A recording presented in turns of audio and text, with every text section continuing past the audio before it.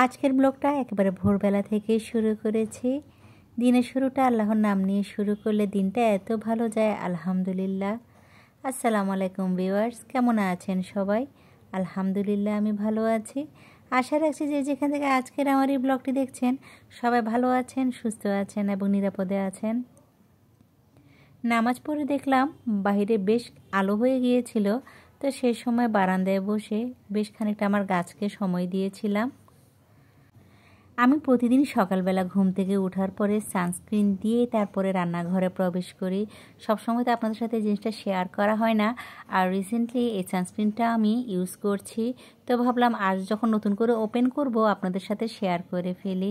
আর একেবারে রিজনেবল প্রাইসের মধ্যে এই সানস্ক্রিনটা আমি ইউজ করে থাকি, যেটা আমার স্কিনের সাথে বেশ খানিকটা অ্যাডজাস্টেবল। আর সেই সাথে এই সোপটাও আমি এই সানস্ক্রিনটা ইউজ করার আগে সোপ দিয়ে মুখটা ক্লিন করে ফেলি। আমি সারাদিন দুবার করি, একবার সকালবেলা ঘুম থেকে উঠে, আরেকবার রাতে ঘুমানোর আগে এই সোপ দিয়ে মুখটা ক্লিন করে নেওয়ার চেষ্টা করি। আর এইখানে যে সোপটা আপনারা দেখতে পাচ্ছেন এটা কিন্তু জাফরান দিয়ে বানানো, আর কালারটা আর এর স্মেলটা এত সুগন্ধি। যাই হোক, তো এই হলো আমার সকালবেলার একটা বিউটি প্রোডাক্ট, যেটা ইউজ করার আগে আমি সবসময় মুখটা ক্লিন করেই তারপরেই এই সানস্ক্রিনটা ইউজ করে ফেলি। একটা বয়সে এসে আমাদের নিজেদের প্রতি কিন্তু অনেক খেয়াল রাখতে হয়, কারণ নিজেদের খেয়াল যদি নিজেরা না রাখি তাহলে অন্য কেউ নেবে না।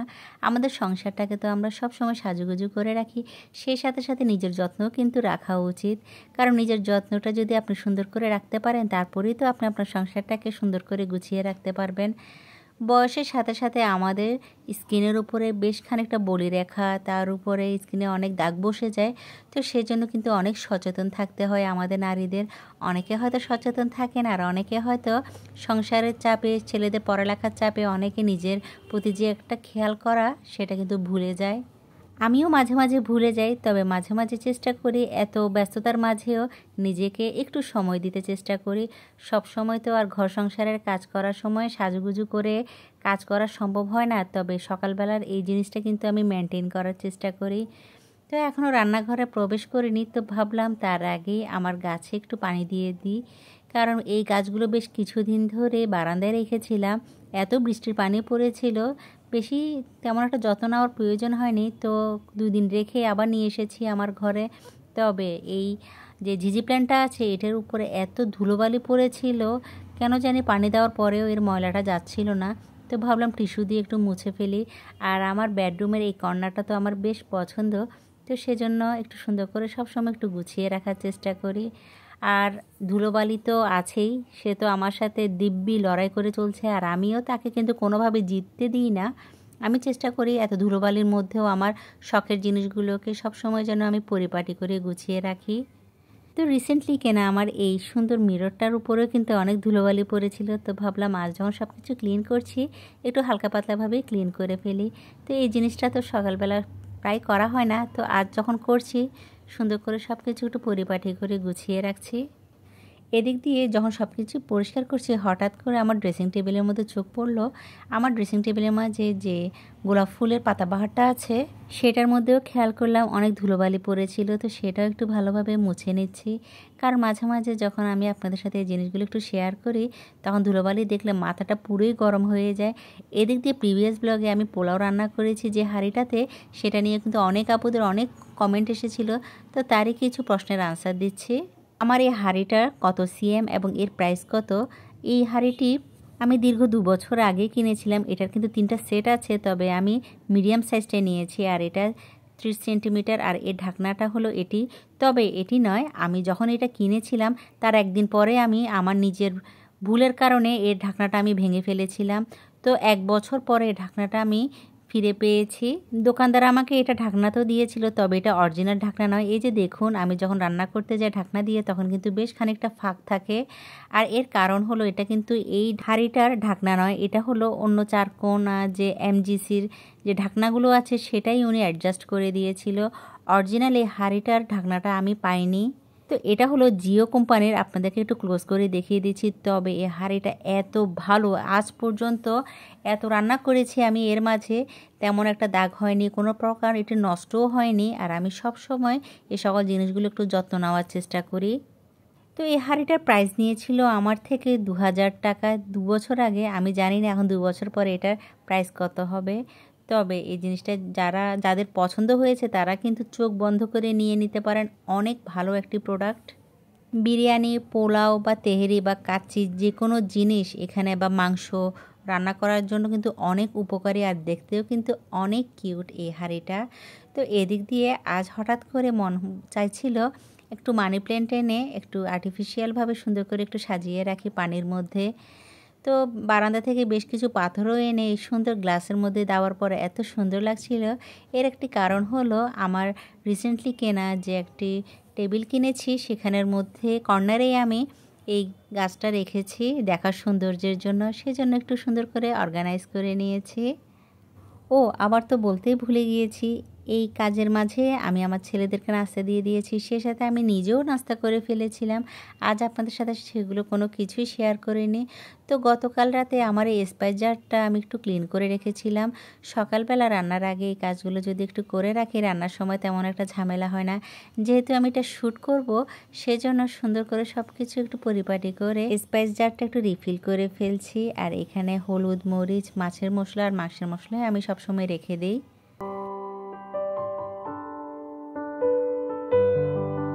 ইদানিং রান্নাঘরটা নতুন করে ডেকোর করার পরে মাথায় অনেক কিছু ঘুরপাক খাচ্ছে, ইচ্ছে করছে আমার যে কিচেন কাউন্টার টপটা আছে সেখানের মাঝে নতুন নতুন কিছু দিয়ে অর্গানাইজ করি। তো জানি না এখনও কিভাবে আমি এটি পরবর্তীতে সাজাবো, তবে আমার মাথায় কিন্তু অনেক প্ল্যান ঘুরছে।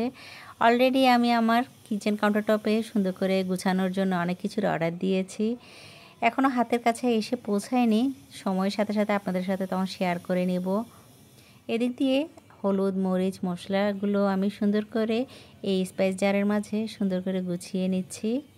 কিছুক্ষণ আগে যে গাছটা দিয়েছিলাম সেটা দেওয়ার কারণে আমার এই জায়গাটা দেখতে এত সুন্দর লাগছিল। আর মাঝে মাঝে যে দেখবেন সবুজের ছোঁয়া থাকলে যে কোনো ভিডিও সৌন্দর্য বহুগুণে বেড়ে যায়।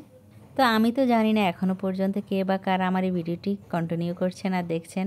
যদি আমার ভিডিওর কোথাও কোনো অংশ ভালো লেগে থাকে আর লাইক দিতে ভুলে যান, প্লিজ লাইক দিয়ে বাকি অংশটুকু কন্টিনিউ করে যাবেন। আর আপনি যদি আমার এই চ্যানেলটি নতুন করে ভিজিট করে থাকেন আর কোথাও কোনো অংশ বেশি ভালো লেগে যায়, তাহলে সাবস্ক্রাইব করে পাশে থাকা অল বেল বাটনটি প্রেস করে রাখবেন। আর এই কাজগুলো যারা করে ফেলেছেন সকলকে অসংখ্য ধন্যবাদ জানাচ্ছি। গতকাল রাতে কিছু শুকনো মরিচ ছিল, সেগুলো টেলে গুঁড়োও করে রেখেছিলাম, সেগুলো আর আপনাদের সাথে শেয়ার করা হয়নি। তো যাই হোক, এদিক দিয়ে স্পাইস যে মশলাগুলো আছে সেগুলো সব কিছুই জারের মধ্যে রিফিল করে এখন গুছিয়ে রাখছি। সংসারের কাজ সেটা আগে হোক বা পরে হোক, সুন্দর করে পরিপাটি করে যদি গুছিয়ে রাখেন তাহলে দেখবেন পরিপাটি একটা রান্নাঘরে রান্না করতেও কিন্তু বেশ ভালো লাগে। আর আগোছালোভাবে বা অপরিষ্কারভাবে রান্না করতে আমার কখনোই মন চায় না। এই সকল কাজগুলো করতে করতে অনেক লেট হয়ে যায়। তো কিচেন র্যাকটা যখন আমি আমার কাউন্টার টপে রেখেছিলাম, তো সরিয়ে নেওয়ার পরে অংশটা বেশ খালি খালি ছিল। তো হঠাৎ করে মাথায় ঘুরছে এই জিনিসটা দিয়ে একটু সুন্দর করে এখানে গুছিয়ে রাখছি। আর এই ঝুড়িটা দেওয়ার পর আমার যে শখের জিনিস আর পছন্দের জিনিসগুলো আছে ছোট ছোট বাটিগুলো এখানে রেখেছি। আর এভাবে অর্গানাইজ করার পর এই কর্নারটা দেখতে এত কিউট লাগছিল, মাশাল্লাহ। তো যাই হোক, শখের জিনিস আর পছন্দের জিনিস দিয়ে কোনো কিছু সাজিয়ে গুছিয়ে রাখলে কিন্তু বেশ ভালো লাগে। বেশ কিছুদিন আগে একজন আপু আমাকে বলেছিল, আপনি যেভাবে রান্নাঘরটা গুছিয়ে রাখেন সেটা কি সবসময় রাখতে পারেন কি না? অবশ্যই আমি রাখতে পারি। আমি প্রতিদিনই কিন্তু এটার উপরে যথেষ্টভাবে ফোকাস করি আর ক্লিন রাখার চেষ্টা করি। পরিপাটি করে গুছিয়ে রাখা এটা সম্পূর্ণ নিজের উপর নির্ভর করে। তো যাই হোক, আর ওয়েট করছি না। টাইটেল দেখে তো নিশ্চয়ই বুঝতে পেরেছেন আমি ঘর সাজানোর জন্য কিছু জিনিস কিনেছি। তো যে সুন্দর জিনিসটা কিনেছি সেটাই এখন শেয়ার করছি। এই জিনিসটা কেনার জন্য দীর্ঘ 1 বছর ধরে এতগুলো পেজে আমি নক দিয়েছিলাম, শেষ পর্যন্ত এই ইউনিক জিনিসটা আমার চোখে এসেছে আর এত ভালো লেগেছিল। আমার এই জুট রাগটা আমি এর আগে কোথাও দেখিনি। তো আর এর ডিজাইনটা আমার থেকে বেশ ভালো লেগেছে, তো ভাবলাম আপুদের সাথে শেয়ার করে ফেলি। এই প্রোডাক্টটা কিন্তু বেশ কিছুদিন আগেই এসেছিল বিয়ের সময়। তো বিয়ের ব্যস্ততার কারণে আর তখন এটা আমি ওপেন করিনি, আজই ওপেন করেছি। আমার আর তর্স ছিল না কখন আমি এই জিনিসটা ওপেন করব আর আমার বেডরুমে দিয়ে আমার শখের জিনিসের সামনে সুন্দর করে অর্গানাইজ করব। শেষ পর্যন্ত আজ করে ফেললাম আর সেই সাথে আপনাদের সাথে অর্গানাইজও করে দেখিয়ে দিচ্ছি।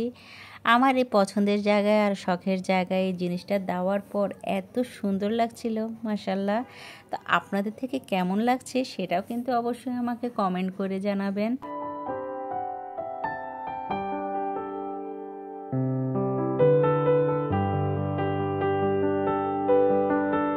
এই জুট রাগটা আমি একটা অনলাইন পেজ থেকে কিনেছি আর যে অনলাইন পেজ থেকে কিনেছি সেটা আমি ডিসক্রিপশন বক্সে আপনাদেরকে লিঙ্ক দিয়ে দিব। তো আপনাদেরকে নামটাও বলে দিচ্ছি, আলশাশা একটা পেজ আছে, সেই পেজ থেকেই আমি এই ইউনিক প্রোডাক্টটা কিনেছি। আর এই ইউনিক প্রোডাক্টটা হাতে পাওয়ার পর আমার থেকে এত খুশি লাগছিল। অনেক আপুদের ঘরে অনেক সুন্দর সুন্দর রাগ দেখি, তো আমার এত ভালো লাগে, মন চায় কখন আমি এই রাগ কিনে আমার বেডের সামনে এইভাবেই দিয়ে সুন্দর করে ডেকোরেশন করব। শেষ পর্যন্ত ডেকোরেশন করার পরে আপনাদের সাথে শেয়ার করেই ফেললাম। তো যাই হোক, আজ তো আর তেমন কোনো শ্যুট নেওয়া হয়নি। এখন যে রান্নাটা আপনারা দেখতে পাচ্ছেন সেটা হলো আগের দিন রাতে নয়, দুপুরবেলায় আমি এই রান্নাটা করেছিলাম। তো তখনই এই শ্যুটটা নিয়েছি। দুপুরের আয়োজন খুবই সিম্পল ছিল, মাছ রান্না করেছি আর ডিম রান্না করেছি মাছের, আর সে সাথে সবজি ছিল। তো যে তরকারিটা রান্না করছি সেটা দেখতে দেখতে আপনাদের সাথে কিছু কথা শেয়ার করি, চলুন। এখন আর আগের মতো সেই শক্তি সামর্থ্য কোনোটাই নেই কাজের প্রতি, আর ইচ্ছে করে না এই ব্লগিংটা কন্টিনিউ করতে। অনেক আপুদেরকে দেখছি এই ব্লগ চ্যানেল থেকে একেবারে দূরে সরে যেতে। আমারও মন চায় আপনাদের থেকে যেন আমি চলে যাই, কিন্তু মাঝে মাঝে আপনাদের আমার প্রতি যে ভালোবাসাটা সেটা দেখলে তখন বলি না, আমি আরও কিছুদিন থাকি, আরও কিছুদিন কন্টিনিউ করি। আমারও ছুটির ঘন্টা যে কোনো সময় বেজে উঠবে, তখন আপনাদেরকে ছেড়ে চলে যাব আজীবনের জন্য, যদি ততদিন বেঁচে থাকি আর কি। যাই হোক, এদিক দিয়ে আমি মাছটাও রান্না করছি আর অন্যদিকে বরবটি দিয়ে আলু ভাজি করছি।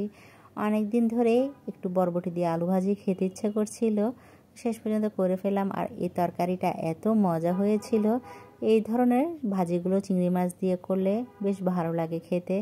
আর অন্যদিকে আমি একটু ওই যে ট্যাংরা মাছ আছে না, ট্যাংরা মাছের যে ডিম আছে সেটাও আজ অনেক দিন পরে রান্না করছি। আর মাঝে মাঝে এই ছোটো মাছের ডিমগুলো আমি এভাবেই মশলা কষিয়ে রান্না করার চেষ্টা করি। এই জিনিসটা আমি আমার শাশুড়ি থেকেই দেখেছি, আর খুব তাড়াতাড়ি হয়েও গিয়েছে।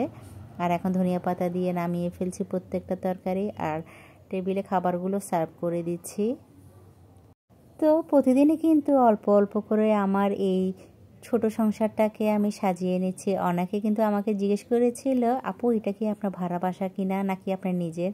তো আবার আমি আপনাদের সাথে এই জিনিসটা শেয়ার করি। এর আগেও কিন্তু একবার বলেছিলাম এটা কিন্তু আমার ভাড়া বাসা নয়, এটা আমার নিজের বাসা। সেজন্য প্রতিদিনই অল্প অল্প করে এভাবে সেভাবে করে গুছিয়ে রাখি।